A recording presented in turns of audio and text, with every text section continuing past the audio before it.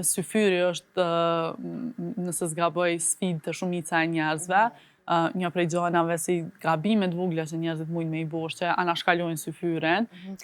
Po, më falë se po ndërprej, po e vërtet anashkalime, sidomos hajtë se s'ka lidhje për 2-3 orë, nuk po zgjohen prej gjumit, nuk po e prishi gjumin, a ndikojnë këto 2-3 orë?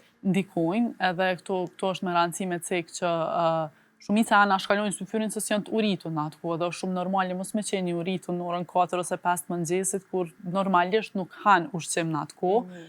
Trupi jonë funksionon për sa i përket pjesës urisë, funksionon kryesisht me bazë hormonale, edhe hormonet e urisë në atë kohë nuk japin sinjale qaq të forta. Janë në gjumë. Janë në gjumë. Trupi është i programu ma shumë me flajt gjatë asaj kohe se sa me qenë të konsumu sasit mëdhaja të ushqimit. Po kjo, unë gjithmonë krejt njerëzve ju thëmë që gjithmonë ndjeki sinjalet e urisë, nëse je unë të ha, nëse si je unë të mos ha, do me thonë kjo është shumë e rëndësi, përveç në kohën e Ramazanit, kur tu e marrë parasysh që neve, pavarësisht kam na u dashur energji në pjesën tjetër ditës, është mirë me konsumu të paktën diçka të vogël për syfyr, edhe mos me anashkalu në mënyrë që me menaxhu ma mirë ato simptoma që i përmenda ma përpara.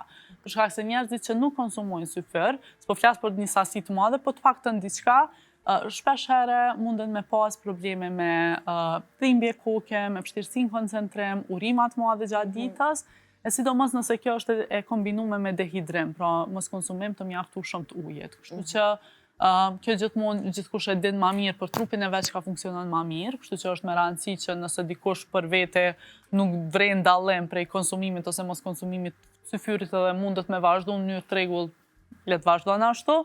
Po, gjithmonë është e rekomandueshme që diçka paktën që edhe një opcion që po e tregojmë i vogël.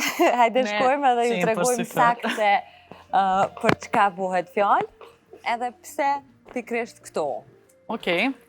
Atëherë, unë mas pari këto e kom kërku një pjatë me pas, me qenë se jemi në kohën e iftarit tash. Qëllimi i pjatës është me simbolizu se qysh mundemi me mbush na këtë pjatë që me qenë e balancume. Është një teknikë që unë e tregoj edhe jashtë Ramazanit, që mbushja e pjatës është shumë e rëndësi, për shkak se e dim sa jemi të i marrë krejt ato vlera ushqyese të nevojshme. Më thonë e kemi pjatën edhe gjithmonë e ndojmë pjatën në mënyrë imagjinare në gjysmë. Gjysma e pjatës është mirë me qenë e mbushur me perime, ose me fruta ose diçka të freskët. Edhe pastaj këtë pjesën, gjysmën tjetër e ndojmë edhe në një gjysmë, që 1/4 e pjatës me pas një burim të proteinave, që këtu zakonisht është mishi në shujtën e iftarit, mundet me qenë mishi pulës, pishku, mishi koq, mundet mos me qenë mish, me qenë fasule, ose diçka tjetër që përmban proteina bimore, edhe mandej 1/4 me pas diçka me